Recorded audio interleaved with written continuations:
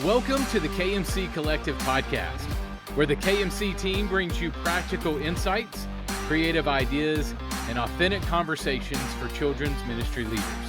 Each conversation is packed with strategies to help you lead with clarity, build strong teams, nurture families, and stay healthy in the process. Whether you're planning lessons, training volunteers, or seeking encouragement for the week ahead, this podcast is for you. We hope to make you laugh, cry, think, and maybe a bit of all three in each of our weekly conversations. This is the KMC Collective Podcast. Let's jump into the conversation. So, have you ever looked around at your church during the summertime and thought, where is everybody? Student ministries at camp or retreats, small groups are taking breaks, adult classes have slowed down or just stopped altogether. And what does the children's ministry do during the summer? Are we allowed to run half speed? Are we allowed to stop things? Or is it, no, we're going full tilt because we got camp, we got Bible school, we got Sunday mornings. Whew, it's tough. The reality is that kids ministry is one of those few ministries that we're really on the discipleship journey 52 weeks a year. We know kids are not going to stop coming just because it's June, July, and August. I'm going to make a new month. It's the month of Jaloone. And I think some people probably feel that. And so, hey, look, we have an awesome opportunity. And I know it can be exhausting, but we want to encourage you in this episode of the KMC Collective Podcast and talk about how do we stay encouraged? How do we maintain a healthy mindset and protect our spiritual health all through the summer? So welcome to the KMC Collective Podcast. I'm Tom. I'm Ben. I'm Vicki, and we're missing Cole. Yup, we are. As of this recording, he is a little under the weather and a lot in the middle of a bunch of ministry. So the enemy is definitely hitting him physically because he's got a lot going. So he is definitely feeling this episode. He is definitely. Let's encourage Cole, because if we encourage Cole, we're going to encourage thousands of ministry leaders around the globe that are feeling this. Jaloone. We have Maysember and Jaloone. Hashtag Jaloone. I love it. So, all right, guys, as you think about ministry in the summertime and with all of the stuff, it is. But again, I think the big thing is saying we get to do this, and we've got to keep reminding ourselves that we get to do this. This is a great opportunity. We get visitors. We get new families trying to check things out because they know it might be a little calmer on a summer Sunday because of people leaving.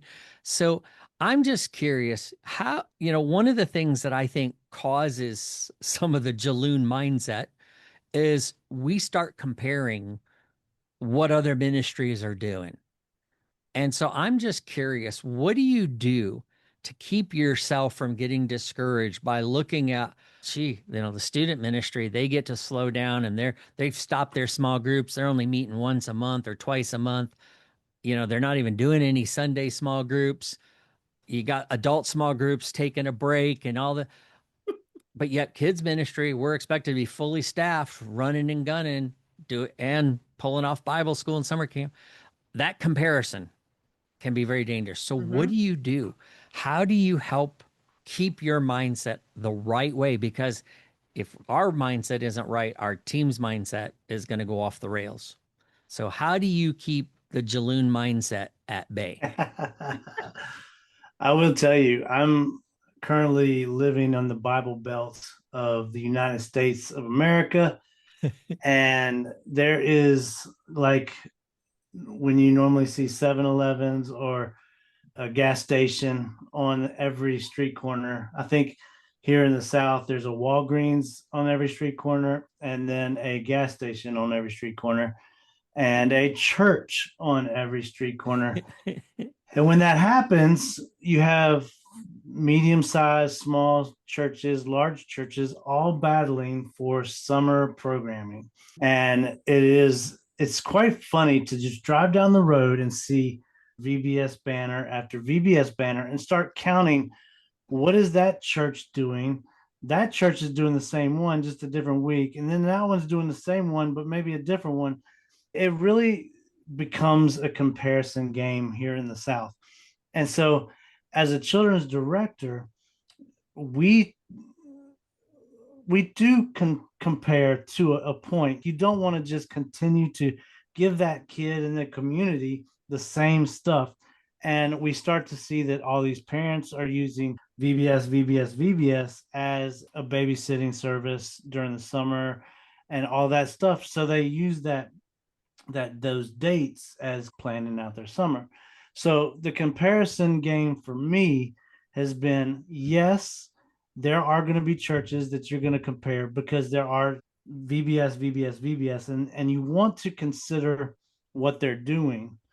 But how can you not one up them, but utilize that schedule where parents are dropping and parents are picking up and then teaching them something completely different? And what we would do is we try to use VBS as a time to do something custom, because the smaller churches, the medium-sized churches, they would utilize the box curriculum. And so because we had the resources, we would try to pull off something different. So it is, and I'm the first one to tell you, I get caught in that comparison trap. And it can get discouraging. And so I guess from a different perspective, the comparison trap is, I don't want to be like everybody else. I want to try to do something different. But you do, when you are right across the street from a couple different churches, you do get in that mindset. And then you get kids that'll call you out because they're not afraid to speak. I just did this one last week, or I just did this one this week. So as a church, how can you do something different has been my biggest probably struggle with summer programming, is because I don't want to give kids the exact same thing. So I do look at other churches and see what they're doing and not try to one up them, but give something variety or different. So my comparison isn't necessarily do or don't do, it is what to do. And so that's hard. It's stressful and it can be discouraging because everybody's doing it and you're like, man, I really wanted that curriculum, but you got to really think through the processes. And So Vicki, go ahead. Go ahead. I love that you talked about other churches, because we do. We compare ourselves to other churches, and VBS is a big one, whether they do camp or not. I've fallen into the trap of comparing myself to other churches. Wow, they get to go down to nursery, or that church only has nursery and preschool. Oh my goodness, what? I'd love to be able to just do that. And then I've fallen into the comparison trap of comparing myself to other ministries within the walls of my own church. And that is when it can get dangerous. Looking at student ministry and they're just planning camp, or adult ministry, right? We said this, who takes a break. And I think churches, we do ourselves a disservice because we have ministry calendar years. And so we have the school year and we have summer, and a lot of ministries do take a break and they get to recharge and they're planning and prepping in a different way. So my comparison trap is, because they're not doing ministry the same, I was like, well, they must be doing nothing. What are they doing with their 40 hours a week? They're just doing nothing. Oh, yeah. And my comparison trap that I had to relinquish to the cross was, they are doing ministry. They are doing ministry different. It's not just like ours. Like, do I wish I had the ability sometimes to take time and rethink my ministry or do ministry different in the summer? I wish I had more time. But that's the comparison trap I have fallen into. And I've realized through that I can make children's ministry a little different. Even this year, we were able just to sit and think through, well, what could we do? If we always have that comparison trap, woe is me, I've got to do it, we're never going to stop, pause, and go, well, wait, what could we do? Yep. So I have definitely fallen in that comparison trap. Yeah, it's easy to do. And the thing is, and the mistake that the enemy wants us to make is start looking at other things instead of Mhm. looking at what God has given us to steward. And they are stewarding things differently. And so instead of complaining and groaning, well, why do they get the break or the slowdown? It's, hey, what can God do this summer in what we have? And when you start looking at the whole idea that, because if you get stuck in this, then what you're doing is running a program. You're looking at what their programming is versus Mhm. what your programming Mhm. is. And hey, we're all on the same team. We're all working to make disciples who make disciples. And it doesn't matter how somebody else works on and makes disciples. You've got to focus on what God has given you. And the enemy is so deceitful in getting us to get stuck in our minds thinking that it's not fair that they get to. If you're saying that, that's something that, like you just said, Vicki, you need to take to the cross. And you need Yeah. to say, okay, God, show me what you're going to do in this. But I also would echo, give yourself permission to change up the programming. Ask yourself, why are we doing the programming the way we are doing it this summer? If you're struggling with volunteers, don't keep running the same model. Give yourself permission. Stop working somebody else's model. Stop working somebody else's mindset and Mm. work on something new. Create something different in the summertime. You don't have to run the same program you run in the school year as you do. That's why people have heard me say it lots of times on this podcast. I set up my teams for seasonal teams. So Mm. my summer season team, they know we're going to be doing stuff radically different. In fact, they would be shocked and probably very disappointed if they walked in on a Sunday morning and I was running Sunday morning like I was in June, July, and August. Hey, I got it right. Versus what it was September, October, November. I just won't do it. And so I think, if I could encourage anybody out there, and I know it's when we're recording this, we're in the summer months. So, but you could be listening to this anytime during the year. I hope that you'll start planning for your next summer. Whenever you're listening to this, you can start planning for the next summer right now and say, next summer, we're not, because it may be too late to change anything now. I'm going to change this for next year. I'm going to do this for the next season. I'm going to set myself up so that the enemy can't use comparison Mm. against me that way, because I think that's really a discouragement when we get stuck, and we just need to refocus our mindset, refocus the mission, remind ourselves of the mission, and that God is going to give us an opportunity to reach people that we may not normally reach, that are going to come through the doors, or we're going to get outside the four walls and serve them that way. So I think that's really cool. And the opportunity in the summertime, one of the ways that I don't know about you guys, but I'll reset my mind by thinking about the life change stories. And I would love to know, what do you do to get the stories out to the people, to your teams, to the families? What do you do to help so that you can change the narrative of what's happening around your kids' ministry, which will also affect your mindset? Both of us said, Yeah, that's I a good think question, Tom. so. One way that I'd like to say we do this is we share wins and misses every week. Mhm. And we do it as a staff. We do it with our volunteers. What was your win today? Did you have any misses? Keeping that at the forefront is so key. So sharing those wins. And then in the busyness of summer, haven't always gotten it right about taking the stories beyond that. So Mm. I love the challenge of how do we get the stories to us, but then how do Yeah. we turn it around and share it with all of our volunteers, share it with our families, share it with other staff members who might not know what's going on. But yeah, the one big way is by sharing those wins and misses. Like, what were our wins? Like, who accepted Christ this week? Who wants to have a baptism conversation? And a really cool story, I had to reach out to a new family. So I reached out to them and he got back with me, and it was a pastor from another church who was on sabbatical who chose our church to attend during that season. Oh, cool. And it was so cool because I could have had this woe is me summer programming, and we had an opportunity to minister to his kids, and he chose us to have his kids Wow. go into children's ministry while him and his wife were sitting in service on sabbatical.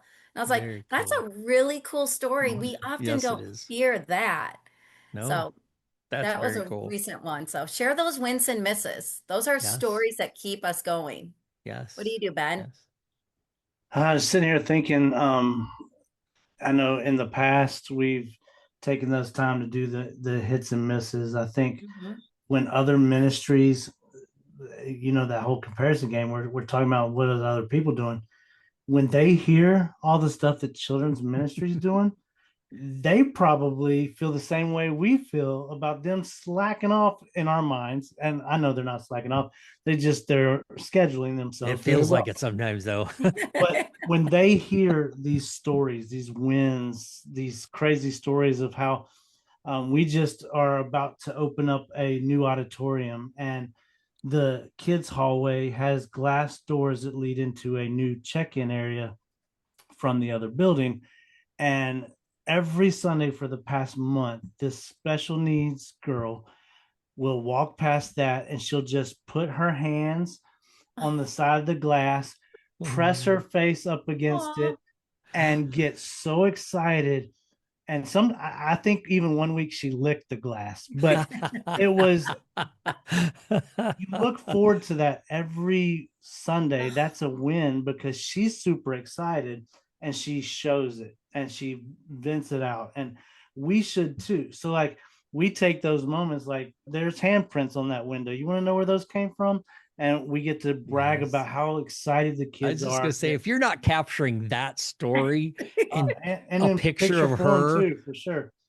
oh man, But what an object lesson. definitely share those things like you're saying, because other ministries may be feeling discouraged that they don't get the opportunity to do anything. It's just not the right Mhm. season. Well, there's always a season. You can always do something. Yep. It's just depending on how creative you can get with it and how well thought out you can pull something off like that. And then externally, taking a second to use the summer to brag about the people that work every Sunday or Oh, that's every really good. twice a month.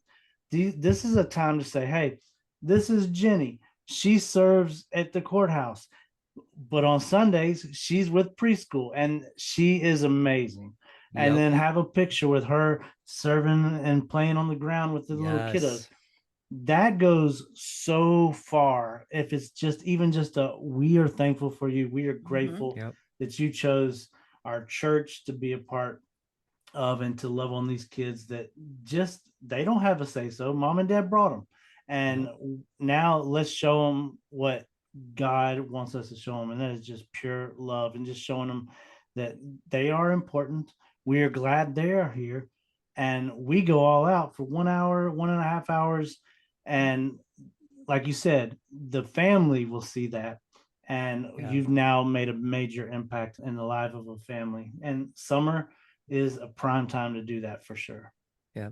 It hit me while you guys were talking. I did a lot of summer camps years ago. I'm not doing as many summer camps as I used to do, which I really miss. I love being the camp speaker guy, but I loved how I came in about 3/4 of the way through the summer for this one camp.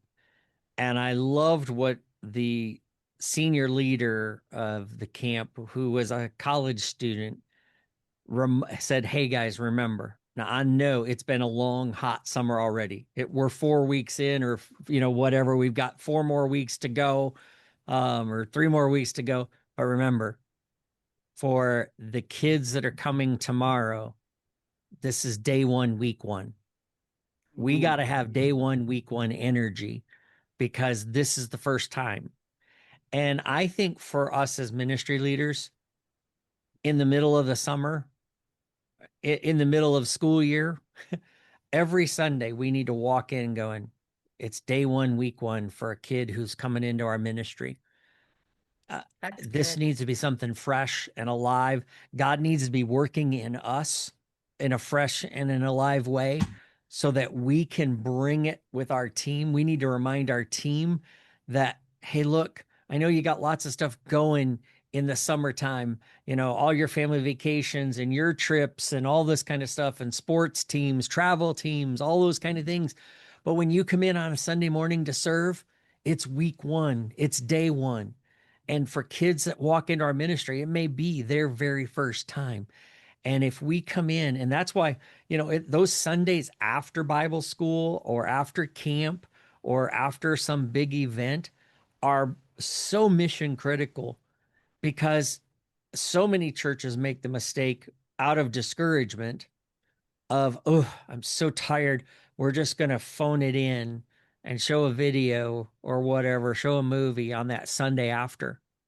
They've had all this hype all week long at camp or at Bible school to come in that next Sunday morning and to fall flat. Man, we got to remember that's Sunday one, that's week one for those kids that are coming off that. And we need to embolden ourselves to realize what we get to do. This is fresh. This is new. This ought to be something vibrant in us.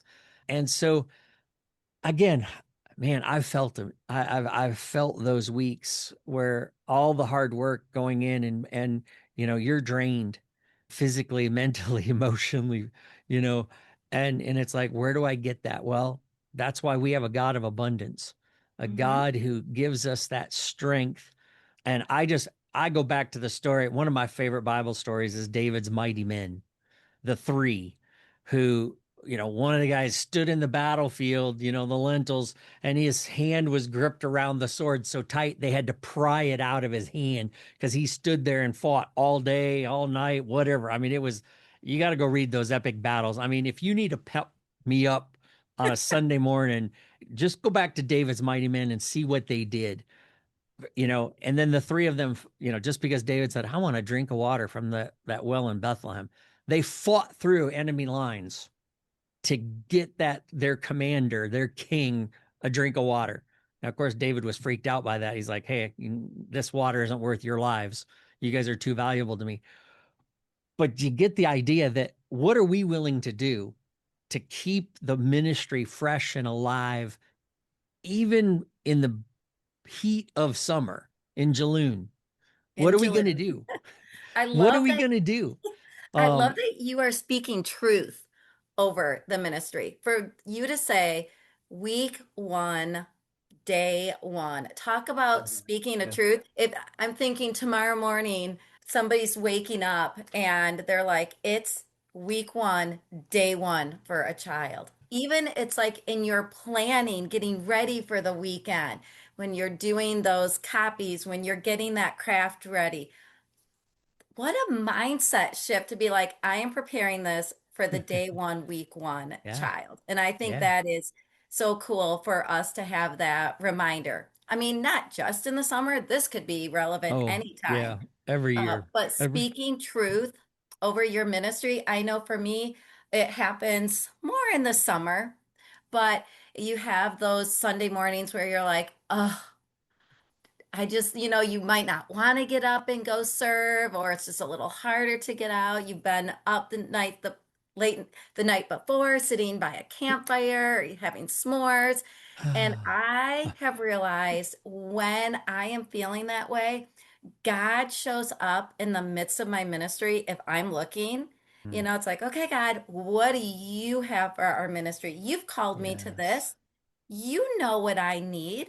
When I am weak, you can be strong. So give me what I need, if only for today. So good. Preach. So I need it. And so if you're feeling that way, I'm not sitting here going, well, I have it all together. I've been there. And that helps me, especially in the summer, and maybe it can help someone else. Yeah. Yeah. A few podcasts back, we talked about some merch that I think we need to bust out says, I work for Jesus. Yes. And in ministry, I've been there, was super burnout, and summer was a major factor into that. Yeah. And it's because I had the mindset of, I got to go do this. It's my job. I have to show up. Like you said, we get to show up. This is an opportunity to switch our mindset to, it's not something I just have to do. I get to work for Jesus. Like, Woo, Jesus is the one that I'm representing. So, like, if I go in, I'm so exhausted. I'm definitely not going in I'm thinking me, me, me. I'm tired. I'm overworked. Nobody's going to show up. That's just a selfish mindset that I think most of us in ministry, because we're go, go, go, so tired, we tend to lean to selfish thinking. And we need to change our thinking to, I work for Jesus. Yes. And if you think about, okay, in the real world, you don't want your boss to see you slacking. You don't want your boss thinking you're not doing your job well. And so you try to impress. And so go into the mindset of, I get to work for Jesus, and I'm going to do this really well to the best of my ability for his glory. And that changes that selfish, I got to do this, to, I got to make sure the boss man sees me because I got to do this well. And it really does take away me, me, me, and puts more on him, him, him. Yep. And if you try that, and you go into a Sunday morning where you just talk about your boss is looking, and you, when the CEO shows up to your organization, you're on your top game. And so the CEO is in the house, and he is watching you and waiting for you to just do what he's called you to do. So do it, and do it well, and have a smile on your face, because you know he's watching, and you're doing it to the best of your ability.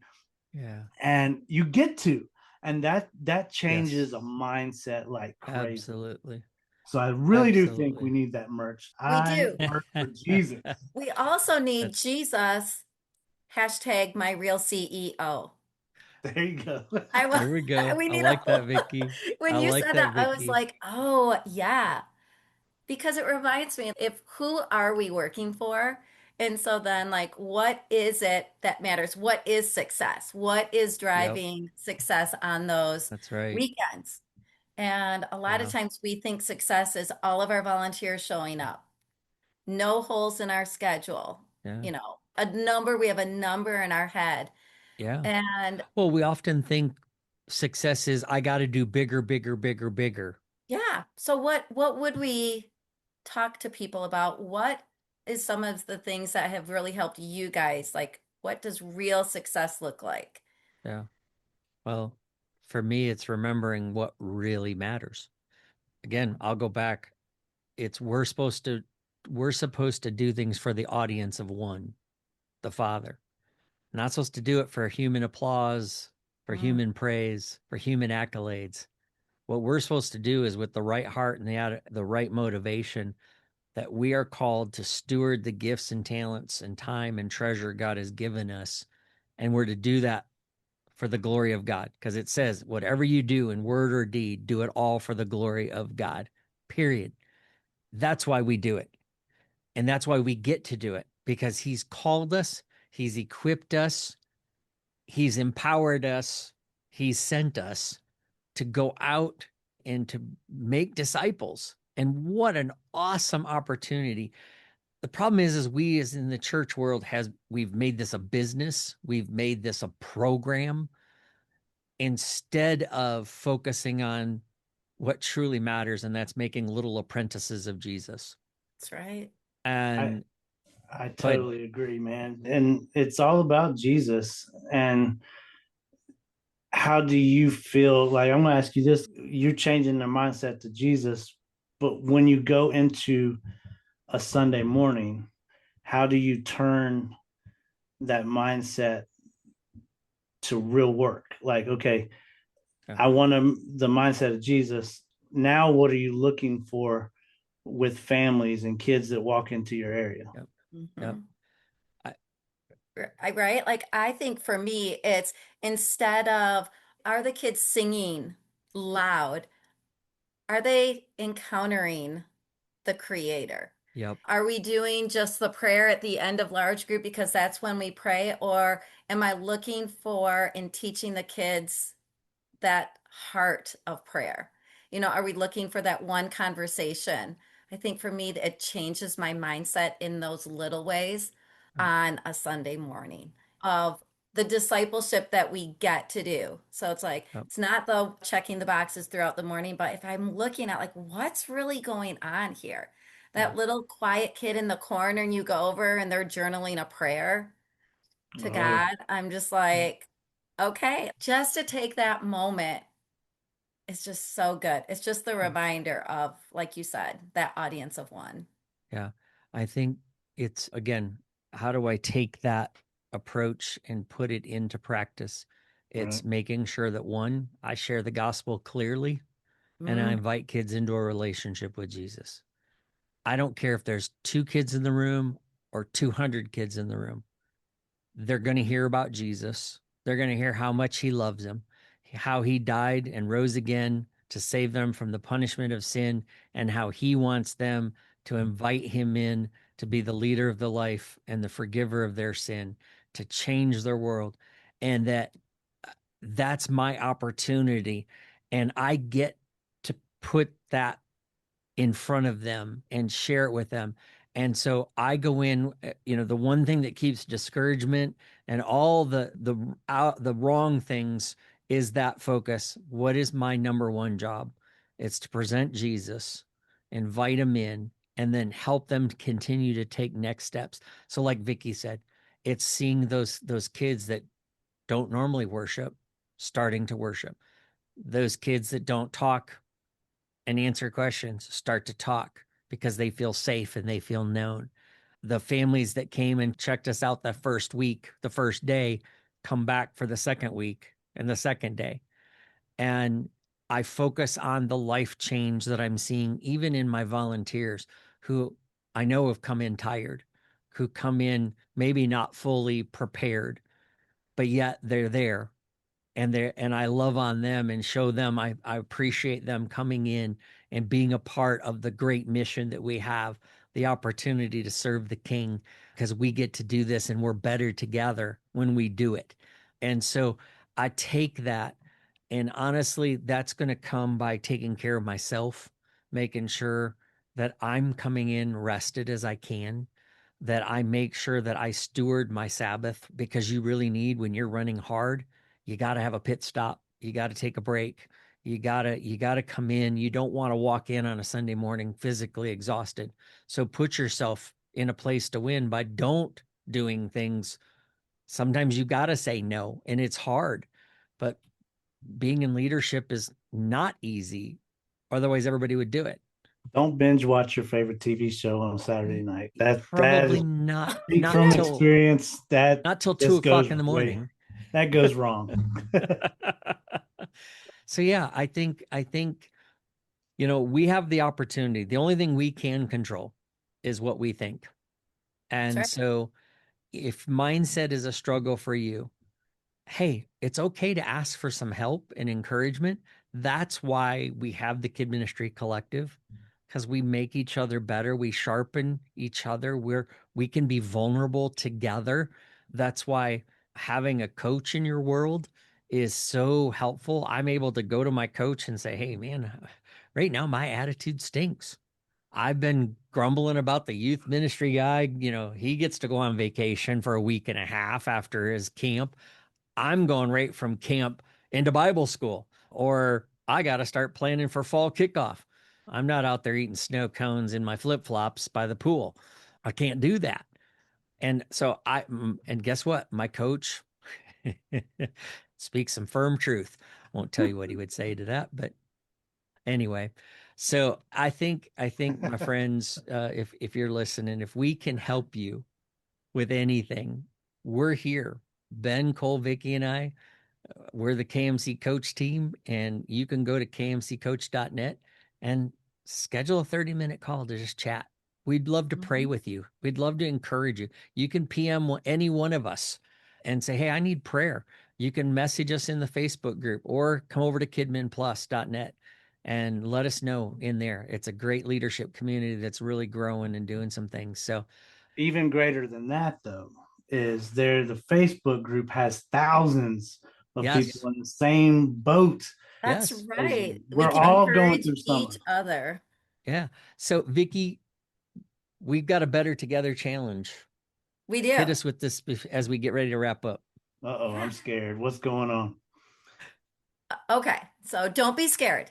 And this is a good one. I think you guys are going to like this challenge All right. because we're better together. And I would love if even some people who did this challenge, they let us know about it. That would be even better. Wherever you listen to podcasts or in the Facebook group. So the first thing I want you to do is I want you to write a story down. There is something that happens when we write stories down. So I want you to find a story and I want you to write it down. Better yet, if you write it down and put it right in front of you. I think that's fantastic. Mm. And then I want you to got repeat sticky notes. something every day for a week. You know, maybe it's I'm doing this for Jesus. Jesus is my boss. Jesus is the real CEO. Day one, week one. Day one, week one, whatever it is, I want you to figure out your statement of faith that's going to help get you through the next week or this, this time that you're in. And then schedule some time. Whether it's you're really busy and you're planning camp, schedule 15 minutes just to sit and pause or pray. Good. A lot of times it's not a season where we can take a long vacation. Sometimes, like we'll talk about that later on, and we have in past podcasts, but take a break, 5 minutes, 15 minutes. I want you to schedule it. So that is your challenge. Story. Think about the statement of faith. 2 S's.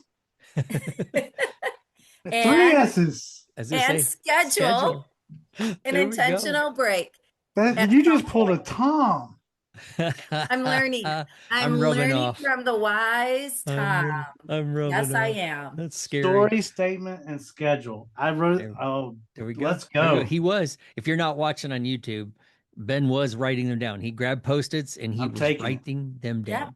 So I am pretty good. taking the gonna do Better it. Together challenge. Let's go. Yep. All right. And we want to see it in the Facebook group. We would love to do that, or put in a comment of the on YouTube. Let us know. We would love to hear from you. So, all right, that's going to wrap up this week's episode of the KMC Collective Podcast. I'm Tom. I'm Ben. And I'm Vicki. Thanks We for miss joining you, us. Cole. I know. Bye, Cole. We miss you, Cole. Hey, friend, that wraps up the KMC Collective podcast for this week. Thanks so much for listening. If today's episode sparked something, an idea, a heartbeat, or a fresh start, drop us a line at tom@tombump.com or reach out on social media. We'd love to hear your story and keep the conversation going. Remember, you're not just doing kids ministry, you're shaping the next generation's faith with intention and care. Be encouraged, be creative, and take a breath. You've got this. Catch you next time on the KMC Collective Podcast.